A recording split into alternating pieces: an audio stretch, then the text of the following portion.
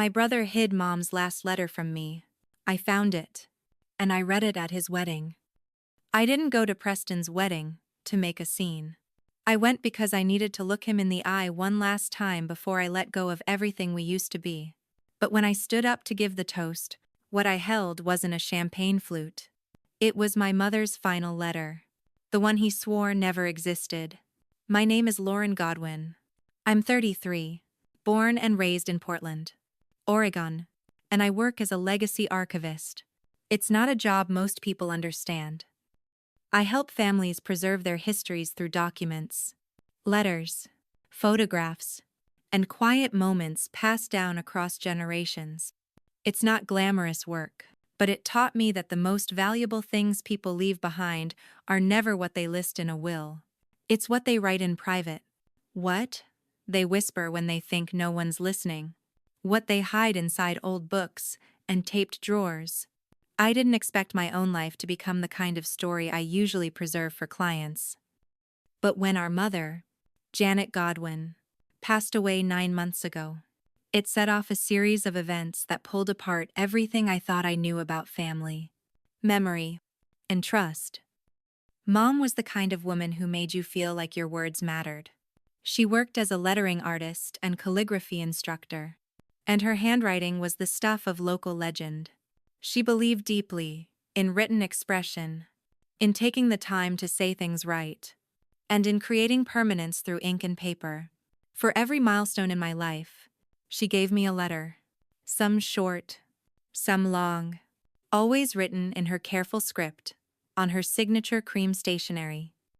On my high school graduation day, her note said, "You don't need to know where you're going. You just need to keep listening to what makes your heart louder." On my 25th birthday, when I was between jobs and blaming myself for not having it all figured out, she wrote, "Legacy isn't about success, Lauren. It's about impact, and you leave traces of kindness wherever you go." I'd kept every letter she gave me, dozens of them, pressed flat in an archival binder. I treated with the same reverence I gave my clients' family records. So when she looked at me 2 days before she died and whispered, "I wrote you one more. You'll know it when you see it," I believed her. After the funeral, I asked Preston if he'd seen anything in Mom's things, any envelope with my name, anything written in her hand. He blinked slowly, shook his head, and said she must have imagined it. She was on a lot of meds near the end, he reminded me, with that cold kind of efficiency he always used when emotions made him uncomfortable. "Don't go chasing ghosts, Lar. You're better than that." But the more I looked, the more I felt something was missing. Preston had moved fast after her death. Within a week, he'd sorted her estate, called realtors about the lake house, and hired a company to box up her belongings. He didn't ask me before donating half her clothes. Didn't check with me before clearing out her studio. I should have insisted on being involved, but I was too grief-shocked to fight. I told myself he was just being practical, that he was trying to cope. I told myself a lot of things, but none of them explained why the one thing she said she left for me never appeared. It wasn't about money. I didn't want the lake house or the art supplies or the jewelry we'd already divided. I just wanted her words. And somewhere between Preston's silence and my growing unease, a terrible thought began to form. What if he found it and chose not to give it to me? The idea felt unthinkable, but so did the possibility that she'd lied. And Mom wasn't a liar. She didn't make promises she couldn't keep. She didn't forget the weight of her words. I started going back through her journals, her sketchbooks, her recipe cards, anything that might hint at where she'd placed it. I visited the lake house one last time before the sale closed and searched the drawers she used to keep locked. Nothing. All I found was a wooden box she'd once told me she reserved for letters that matter. Inside, it was empty. That was the moment I stopped hoping someone would hand me the truth. That was the moment I decided to go looking for it myself.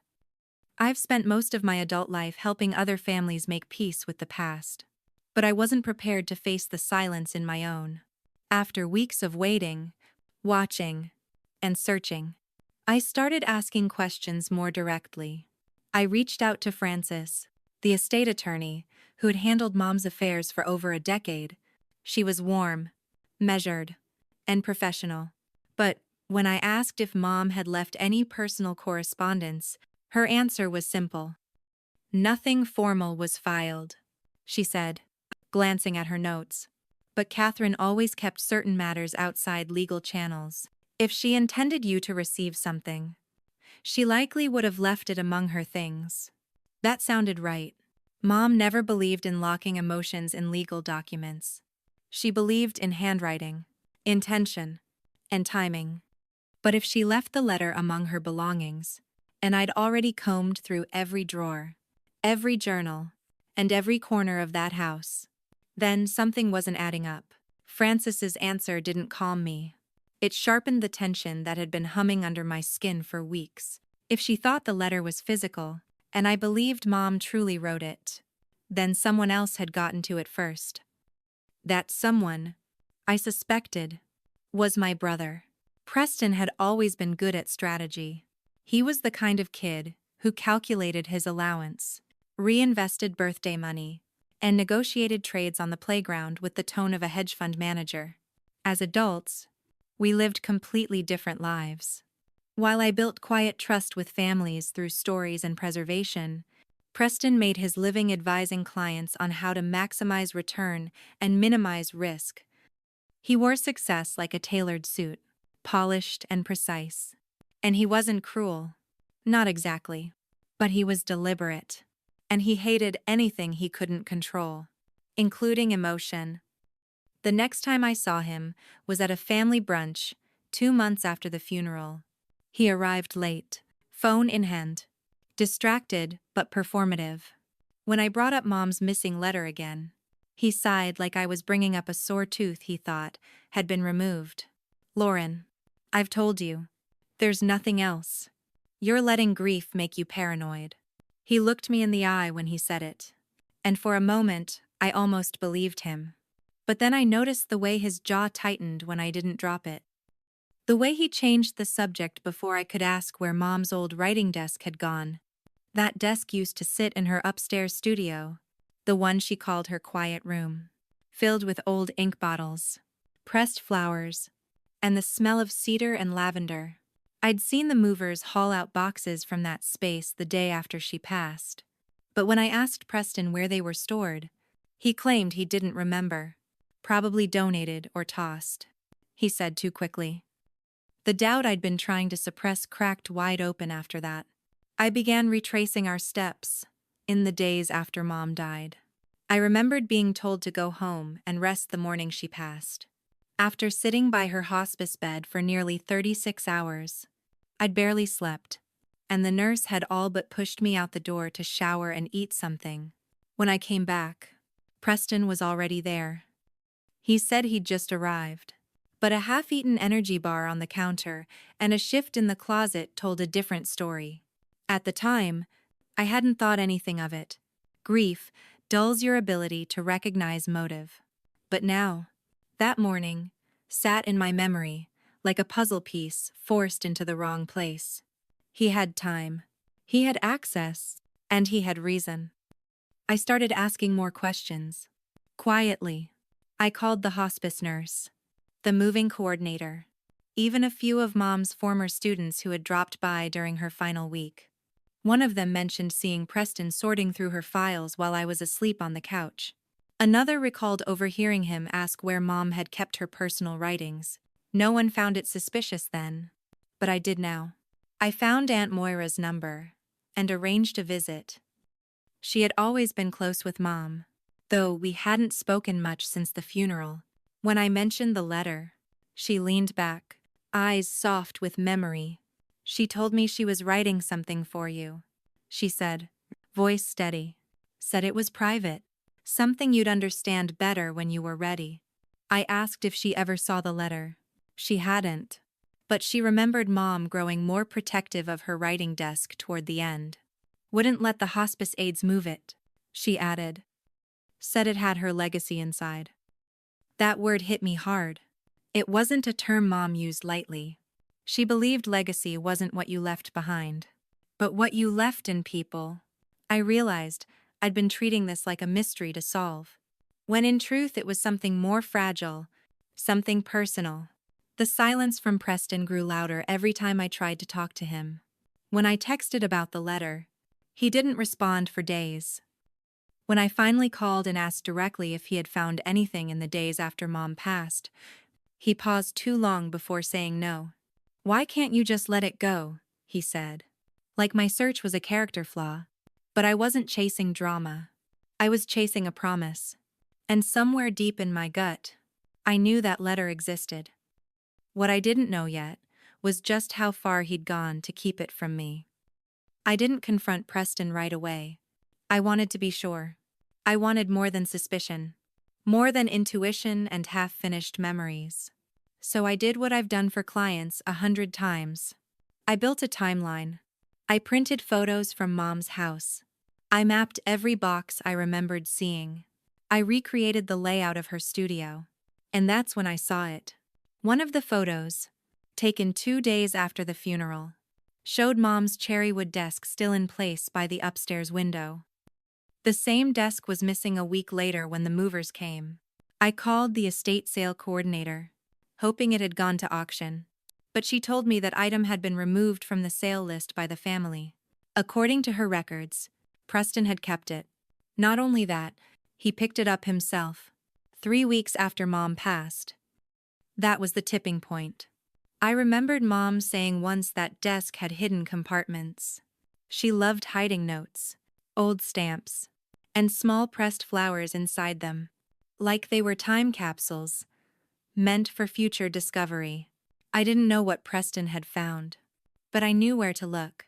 I just needed access.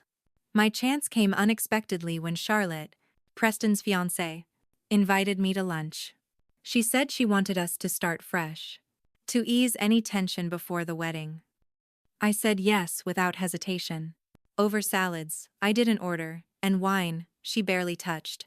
She spoke about seating charts, honeymoon destinations, and how stressed Preston had been since the estate closed. Then, almost casually, she mentioned that Preston had been looking for something from the house. Some document or letter. She wasn't sure what. He'd been weird about it, she said, but she figured it was just financial paperwork. My hand stayed calm on the table, but inside, everything screamed. He had been looking.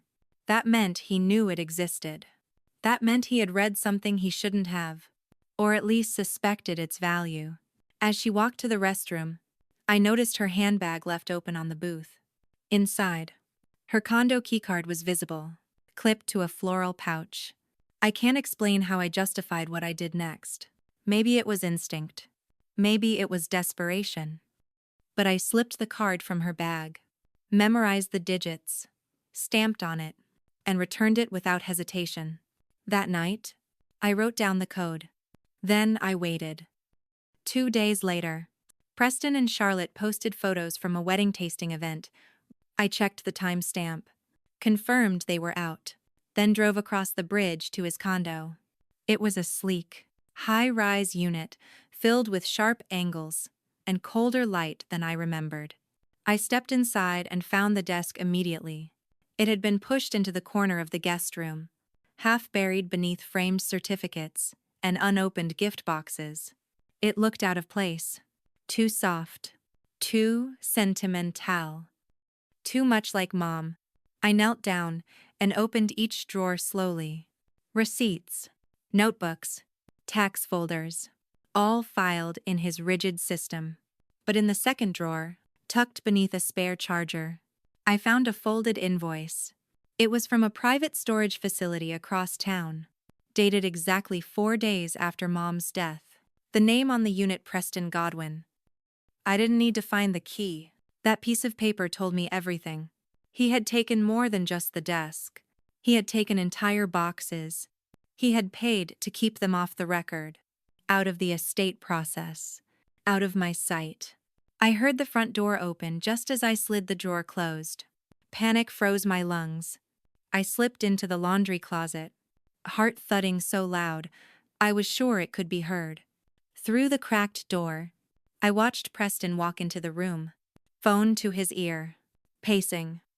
"She's still asking about the letter," he said quietly. "But don't worry. There's no proof she even knows where it is." He paused, then laughed under his breath. "It's not like she can read what she doesn't have."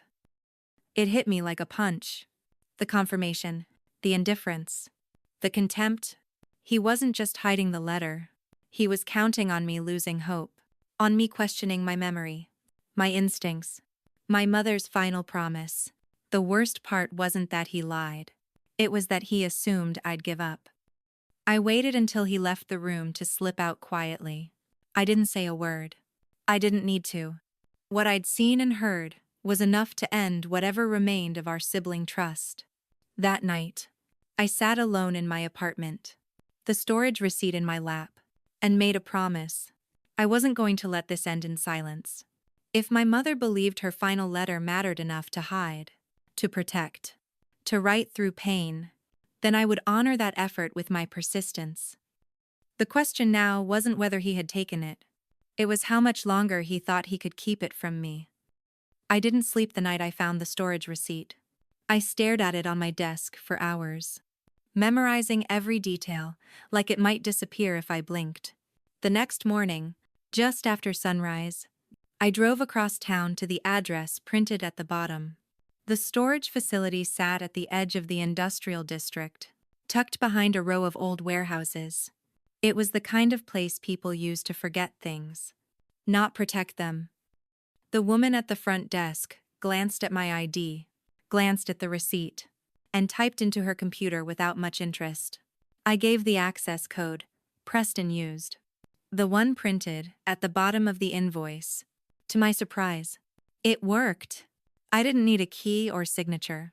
The unit was under his name, but the system didn't care who opened it, as long as the code matched. I walked past rows of identical orange doors, the gravel crunching under my boots, my breath visible in the cold morning air. Unit 117 was near the back, out of the way. Key it. I stood there for a moment, hand hovering over the handle. Then I opened it.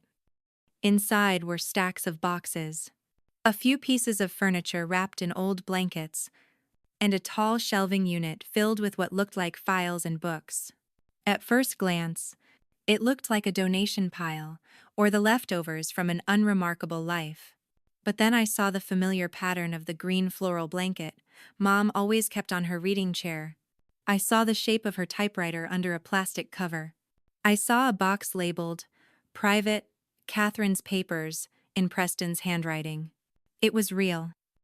Everything I had suspected, all the doubts I had forced myself to swallow, I were right in front of me now, in cardboard and tape. I didn't tear through the boxes in a frenzy.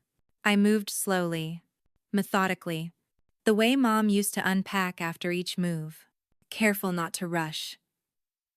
What might matter most? The first two boxes held books, mostly first editions she'd collected. Then came photo albums, homme récip, journals, annotated copies of poetry collections. It was like stepping into her mind, piece by piece, watching her arrange memories, like she used to arrange dried flowers between pages. I knew if the letter existed, it wouldn't be shoved into a file folder or stuck with the bank statements. She would have hidden it where only I might think to look. That's how she operated. Her handwriting was her voice, but her placement was her intention.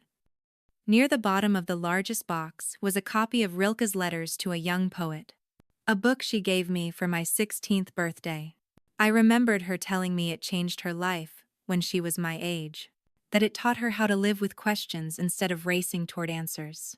I flipped through the pages, not expecting anything, just needing to feel close to her. Halfway through, something fell into my lap, a folded cream envelope. No label, no stamp, but I recognized her handwriting before I even opened it.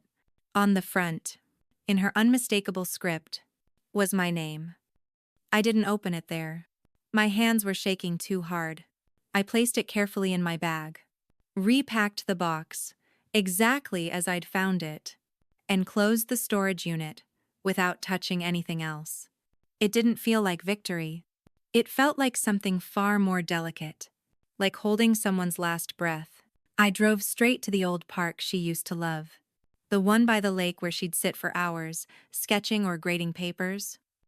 I found a bench by the water, sat down, and stared at the envelope until the wind pushed my hair into my face. Then I opened it. Her letter was 5 pages long, handwritten, in her usual style, clear and intentional. She started with my name, then a simple line. "If you're reading this, then I did what I promised. I made sure you would hear me, no matter what." She wrote about her childhood, her fears, her regrets as a mother. She confessed to loving both of us, but also to failing in how she showed it. She admitted she had protected Preston too often because she feared his resentment. She said I had been her steady place, her safe one, and that she had relied too much on my silence. But she also wrote that her final act of love was for me, that she had left me something beyond the estate, something Preston wasn't meant to see. It was a trust fund she had set aside, built from years of careful saving, from selling a small inheritance she never told anyone about. She explained that she had used part of it to fund Preston's MBA. The rest, she had saved for me, not just as money, but as seed funding to create the Legacy Archive project I had dreamed about for years, but never had the means to start. She ended with one final line. "Legacy is never what people expect. It is what you choose to protect when no one else is watching." I didn't cry at first. I just sat there, letting the sun warm my back, holding that letter, like it was a piece of her heartbeat. In that moment, I didn't think about Preston or what he had done. I thought about her, about how she wrote through pain and fear, knowing this might be the last thing I ever read from her, and how she trusted me to find it, even if it took months, even if someone tried to bury it. I knew then what I had to do. This wasn't about revenge. It was about truth, and I wasn't going to keep it hidden any longer. I didn't tell anyone I'd found the letter. Not right away. I needed space to absorb it. I needed to be sure I wasn't reacting from emotion, but moving with intention, the way Mom had moved when she wrote every word of it. That evening, I made a copy of the letter, slipped the original back into the same book where I'd found it, and locked it in my fireproof box at home. Then I called Frances. She was surprised to hear from me again, but agreed to meet the next day. I brought the letter and placed it gently on her desk, watching her expression shift from curiosity to recognition as she read the handwriting. "That's Catherine, without a doubt," she said softly, tracing the lines like they were part of a signature only she could decipher.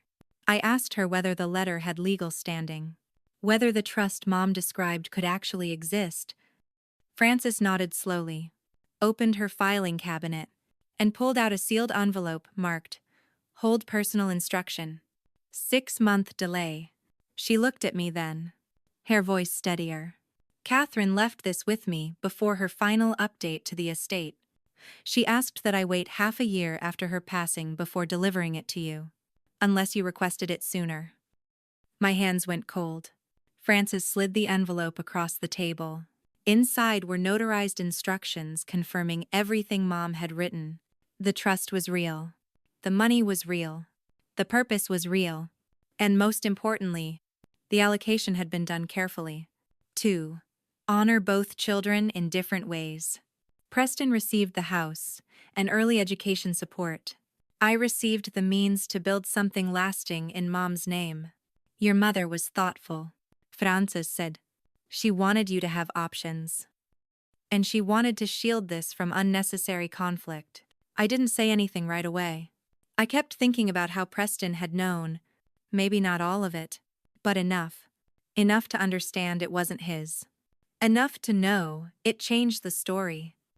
I walked out of Frances's office into the afternoon sunlight, feeling something I hadn't in months. Not relief, not triumph, just clarity. And in that clarity, something hardened, not out of bitterness, but out of conviction. I was tired of feeling crazy. Tired of being cast as overly emotional or unreasonable for insisting on something that turned out to be true all along. I thought about all the times Preston had brushed me off, shifted blame, changed the subject. I thought about how easy it had been for him to paint me as unstable, simply because I refused to stay silent. For the first time, I stopped asking whether it was worth causing a scene. The scene had already been caused, just not by me. What mattered now was how the truth came out. I could have gone straight to him, letter in hand, demanded an apology, demanded some kind of restitution. But that didn't feel right. He wouldn't admit anything. He would spin it, reshape it, minimize it, just like he had with everyone else. And the truth deserved better than that. Mom deserved better. I started to realize the wedding would be the one moment where everything converged. The family, the friends, the future in-laws, the audience he had spent months preparing. He had chosen that stage for his new chapter. But it had been built on a lie, and I wasn't going to let the lie stand. I spent the next few days preparing. I reviewed the letter again, memorizing parts that still made me cry, even on the third or fourth reading. I consulted a therapist, not for approval, but for grounding. I told her what had happened. She didn't flinch. She told me something I held on to. Speaking the truth doesn't make you cruel. It makes you honest. What others do with it is not yours to control. That helped. So did writing everything out. Over and over. Until I found the right words. The right balance between exposure and dignity. This wasn't going to be about punishing Preston. It was about reclaiming the space where our mother's voice had been erased. I printed a clean copy of the letter. I folded it into a matching envelope that mirrored the wedding stationery, cream-colored with gold lining. Then I wrote my speech. I didn't write it for drama. I wrote it for stillness. For the moment when a room goes silent, not because someone's shouting, but because someone has decided not to be quiet anymore. I still hadn't RSVP'd to the wedding. But I already knew my answer. I would be there. And I would bring the one thing Preston had tried so hard to keep from me. Not to hurt him, but to remind him, and everyone else, that silence isn't the same as peace. And hiding the truth never protects legacy. It just delays the moment it demands to be heard. The wedding took place on a bright Saturday afternoon at a vineyard just outside of town. The kind of place people rent not because they love wine, but because they want pictures that feel timeless. I arrived early, dressed in navy. Simple and clean. Not loud. Not somber. Just deliberate. I carried a small envelope in my clutch, identical in style to the ones scattered across the tables for thank you notes and guest wishes. No one looked twice.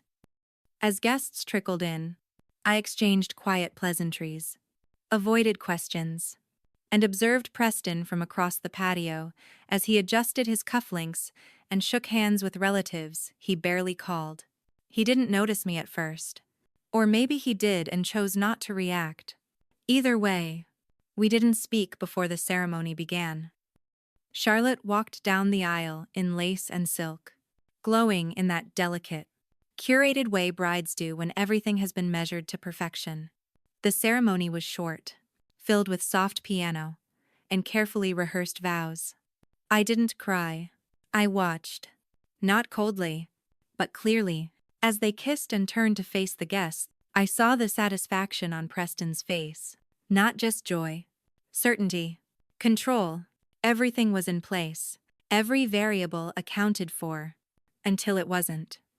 The reception followed in a long glass hall lined with oak tables, candles flickering against cream linen. The air smelled of eucalyptus and champagne. I sat at a table near the center. Not hidden, but not spotlighted either. People gave their toasts one by one. Light-hearted stories from childhood. A tearful note from Charlotte's maid of honor. Then someone tapped Preston's glass and said, "Your sister should say a few words. It wouldn't be right if she didn't." There was polite applause. He turned to me slowly, smile a little tight. "Lauren," he said, as if daring me. I stood up, took the envelope from my bag, and walked calmly to the front of the room. My heels didn't shake. My hands didn't fumble. Everything inside me was quiet. I didn't start with a joke or a memory. I started with a breath. Then I said, "Thank you for inviting me today. I know some of you might be surprised to see me speak, but I think it's the right time." I held up the envelope without opening it. Before our mother passed, she wrote something. Something she asked me to find. It took me 9 months to uncover it. Not because she hid it too well, but because someone made sure it wouldn't reach me. I saw Charlotte's smile falter. I saw Preston shift his weight. But no one interrupted. The room was still. I'm not here to ruin a wedding. I'm here to tell the truth. And sometimes, truth arrives when people least expect it. Our mother, Catherine Godwin. I left this letter for me. It's her last one. Her voice. Her words. In her handwriting. It's not about secrets. It's about legacy. About how love is passed down not in money or property, but in trust. I unfolded the letter slowly and read just one paragraph. The part where she wrote, "I know this may not reach you easily, but if it does, I hope it lands in a moment where you remember who you are. You are not invisible. You are not the quiet one who gets dismissed. You are the one who remembers, who preserves, who protects." I looked up then, right at Preston. I found this letter hidden in a storage unit he rented days after her funeral, along with boxes he claimed were donated. Documents, he said, never existed. Her handwriting was too loud to erase. Even for him. I let the words settle. Not shouted. Not cruel. Just true. There were no gasps. No dramatic exits. Just silence. And in that silence, I saw people calculating, recalibrating the version of Preston they'd been sold. I placed the letter on the gift table gently, next to the pile of envelopes and glittering bows. I'm not keeping this a secret anymore. She wanted her words to be heard. So now they are. Then I walked back to my seat, past tables filled with people who didn't know where to look. I didn't need applause. I didn't need chaos. I needed clarity. And I got it. Preston didn't follow me. He didn't speak. He didn't move. But his face told me everything. He hadn't expected me to hold the room with grace. He had counted on me either staying silent or exploding. He hadn't considered that I might choose something stronger than either. I didn't stay long after the speech. I thanked the couple with a nod, declined dessert, and left just before the dancing began. No one tried to stop me. A few people avoided my eyes. Others watched me with quiet confusion, maybe even a hint of respect. But I didn't wait for their approval. The truth had already done its work. I drove home slowly, the silence in my car deeper than anything I'd felt in months. Not heavy, not hollow, just settled. Like the final page of a long book you were never supposed to finish, but somehow did. I didn't call anyone that night. I didn't post or reply to texts. I just sat on my porch with a cup of tea, watching the lights flicker across the city, letting the moment breathe. The next day, I woke up to missed calls from 2 cousins, 3 unread emails from extended family, and a polite but noticeably clipped message from Charlotte. None of them were confrontational, just uncertain, curious. One email simply said, "Hey Lauren, what you shared really made me think. Can we talk?" That was the tone. No one accused me of lying. No one defended Preston. They were trying to reassemble a version of the family story that had cracks now. Cracks I hadn't caused, but had finally chosen to name. I didn't respond right away. I needed time to decide what was mine to carry and what no longer belonged to me. Meanwhile, Preston went silent. No press release. No clarification email to the guests. Just absence. I knew from one friend in his circle that he was handling it privately, which usually meant ignoring it until people moved on. But this wasn't something people forgot, not because it was scandalous, but because it was too human, too quietly devastating to dismiss. The idea that a son would withhold his dying mother's last letter from his sister just to protect an illusion of control didn't sit well with anyone who had ever lost someone and longed for one more word. I went back to work, slowly. I didn't announce anything, didn't reposition myself as a martyr or survivor. I just kept building. I filed the paperwork to activate the fund Mom had written about, and began forming a small archival collective to preserve personal family letters and handwritten memories from marginalized voices. It was something she and I had talked about doing when I was younger. A project she called Quiet Inheritance.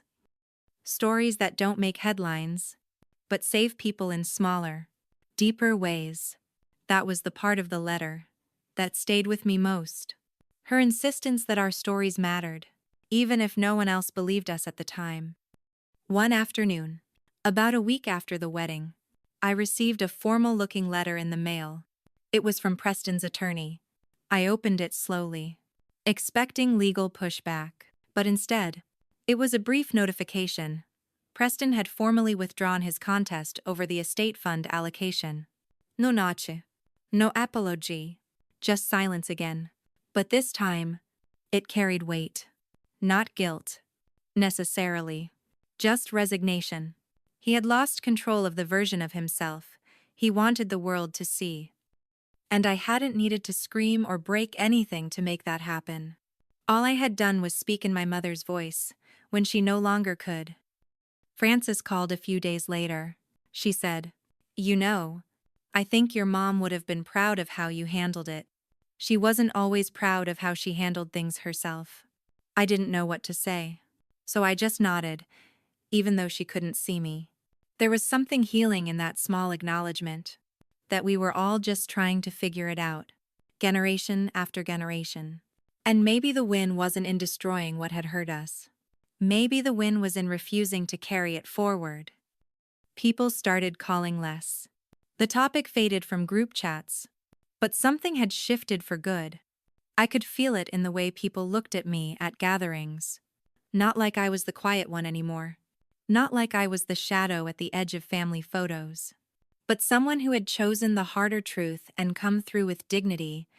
I hadn't destroyed Preston. I hadn't exposed every flaw. I had simply held up the letter and let it speak. That was enough. In a way, I didn't need revenge. What I needed was to stop disappearing in rooms full of people who claimed to love me but didn't know me. And now, they had to look again. Not just at me, but at the version of family they had accepted without question for too long. 3 months after the wedding, I stood in the center of a modest art space I had just leased with part of the trust. The walls were bare, the windows tall, the light honest. We called it the archive room. It wasn't grand. It wasn't meant to impress investors or chase headlines. It was for the letters, the journals, the recorded stories passed down in whisper tones across generations. I wanted a place where grief didn't have to be loud to be real, where people could come in quietly and feel seen. It was the kind of space Mom would have loved. No pretense, no noise, just memory handled with care. The first submission came from an older woman who'd kept every note her father had ever mailed from prison. She told me she had never shown them to anyone. I thanked her and promised we'd preserve them exactly as they were. In a world built to erase softness, that promise felt radical. And every time someone handed me a torn envelope, or a wrinkled photograph, or a short recording of a forgotten voice, I thought of my mother's letter, how it could have disappeared, how many already had. I understood then that this wasn't about me avenging the past. It was about refusing to let erasure win again. Preston didn't come to the launch. He didn't send a message. But he watched from a distance. I knew because mutual friends told me he'd seen the local write-up in the paper. Apparently, he'd said something like, "Well, I guess she finally found her project." It was meant to be passive, dismissive, but it only made him sound small. The truth is, Preston wasn't ruined. He still had his job, his marriage, his circle. But something in him had shifted. People no longer assumed he was the reliable one. They started asking questions they wouldn't have dared to before. About timelines, abus décision, about who actually did the work, and who just claimed the credit. That slow unraveling wasn't dramatic. But it was real. And it wasn't mine to manage. We didn't speak. Not for a while. Then, one day, about 6 months after the wedding, I got a letter in the mail. No return address. Just a plain envelope with my name in his handwriting. Inside was one sentence: "I didn't think she'd leave it for you." That was it. No apology. No explanation. Just the admission. I stared at it for a long time. I wasn't sure what I expected. Maybe a reason. Maybe guilt. But instead, I got the most honest thing he'd said in years. I didn't respond. There was nothing left to clarify. He hadn't stolen the letter because he hated me. He'd stolen it because he couldn't control what Mom saw in me. And that truth was heavier than anything I could have written back. The strange part is, after all that time, I didn't feel anger anymore. Just distance. Not the kind that hurts, but the kind that frees you. Like finally walking out of a room where the lights have been flickering for too long. People asked me whether I would ever forgive him. I told them I already had.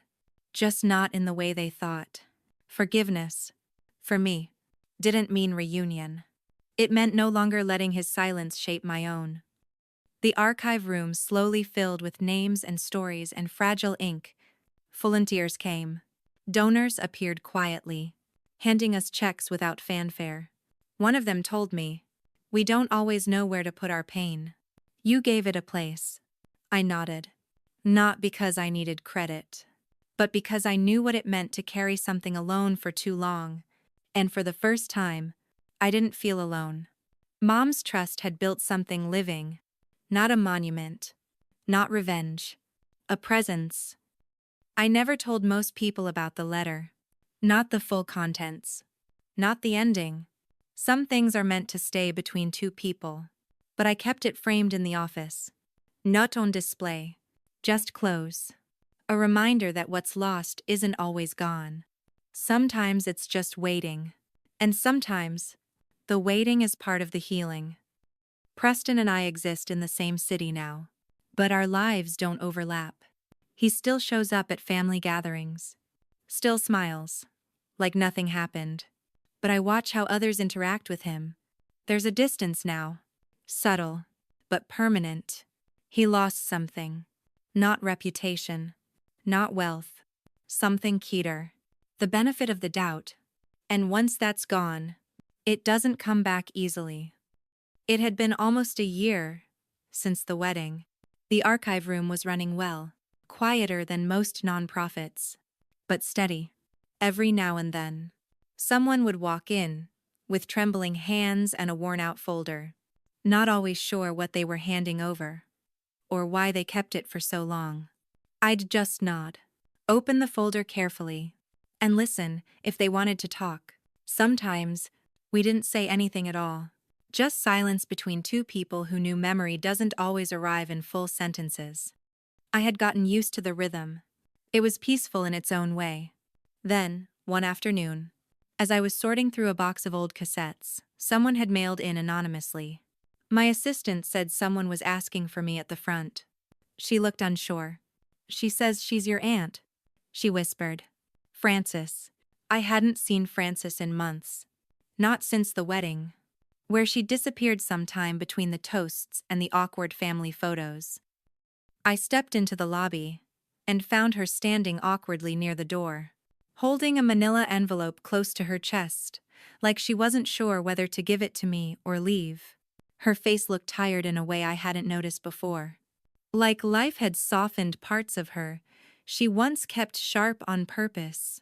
I greeted her quietly, offered her tea, and she declined with a tight smile. Then she handed me the envelope and said, "I should have given this to you years ago. I just didn't know if it was mine to give." She didn't explain further. She just nodded, turned, and walked out before I could say much. I waited a moment. then sat down at my desk and opened it.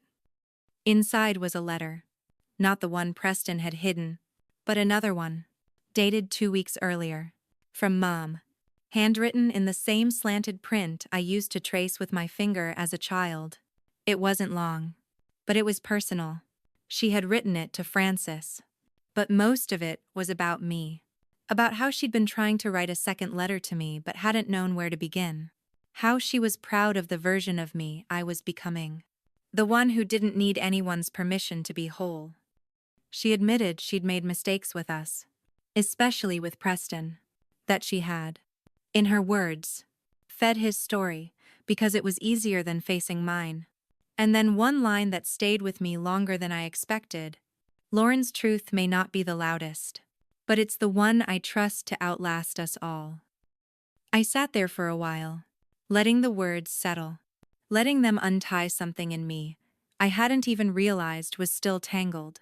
Because as much as I had moved on, as much as I had chosen peace over revenge, there was still a part of me that wondered if Mom had ever really seen me at all. Now I had my answer. Quiet, indirect, and still full of gaps. But real. She had known. She had chosen me in her own way, even if she hadn't found the words in time. That night, I walked home slower than usual, letting the city hum around me. I didn't cry. I didn't call anyone. I just breathed in the air and thought about how strange it is that sometimes closure doesn't arrive in confrontation. Sometimes it arrives in someone else's delay. And sometimes that delay is enough. I framed the second letter too, but I placed it next to the first, behind my desk, where only I could see it.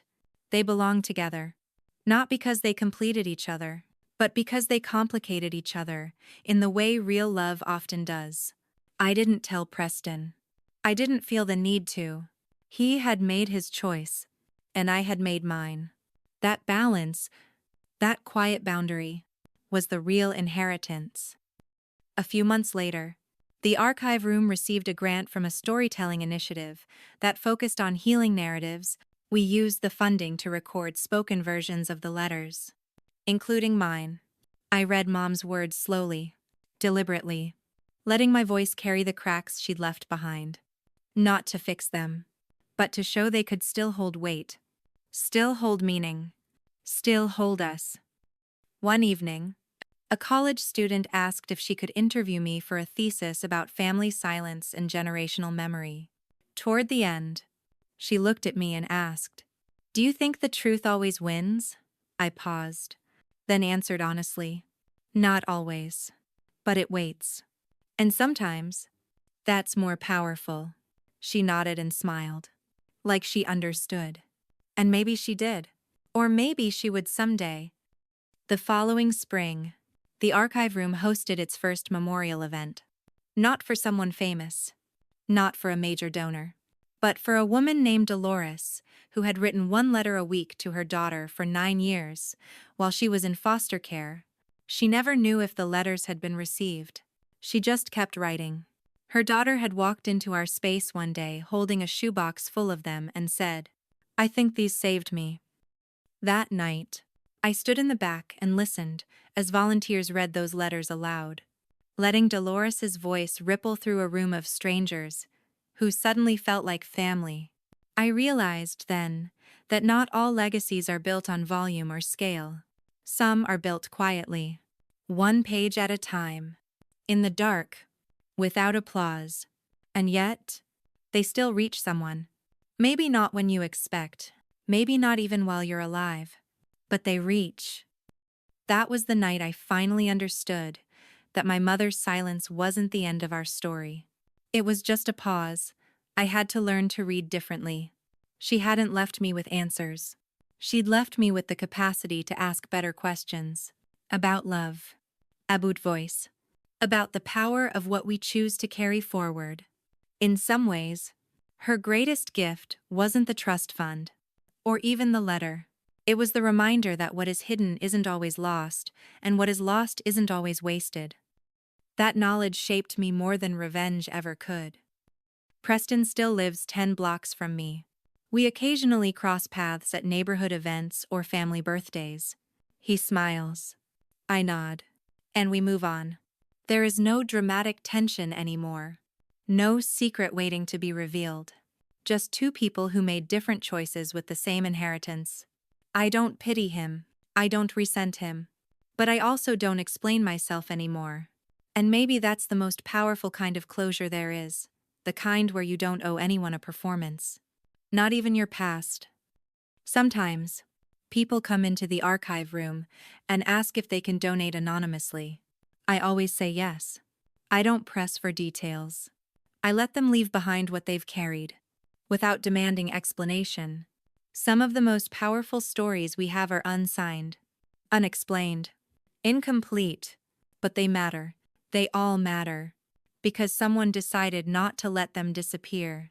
And if I've learned anything, it's this: silence isn't neutral. It can be violent. Yes. But it can also be protection. It can be choice. It can be survival. What makes the difference is who gets to define it. I no longer spend time trying to convince people I was worthy of my mother's words, or her trust, or her love. I've learned that being chosen doesn't always look the way we expect. Sometimes it's messy. Sometimes it hurts. But that doesn't mean it's not real. The truth is, I didn't read that letter at my brother's wedding to make a scene. I read it because it was mine. Because in a family that had so often written me out, I chose to write myself back in. Not with anger, not with noise, but with clarity and presence, and a refusal to be erased again. Some nights, when the building is quiet and the lights are low, I reread the letters we've collected. I remind myself that stories don't need to be perfect to be worthy. That love doesn't need to be loud to last. And that sometimes, healing doesn't look like reconciliation. It looks like quiet continuity. Like choosing to stay soft in a world that wanted you hardened. Like showing up again and again. Not for recognition, but because it matters. So if you're listening to this and you've ever had something taken from you, a voice, a credit, a truth, you're not alone. You don't have to make noise to be heard. You don't have to win to matter. You just have to keep going. Keep holding the thread. Even if it frays. Especially when it frays. Because the things they tried to bury, they're the very things that grow.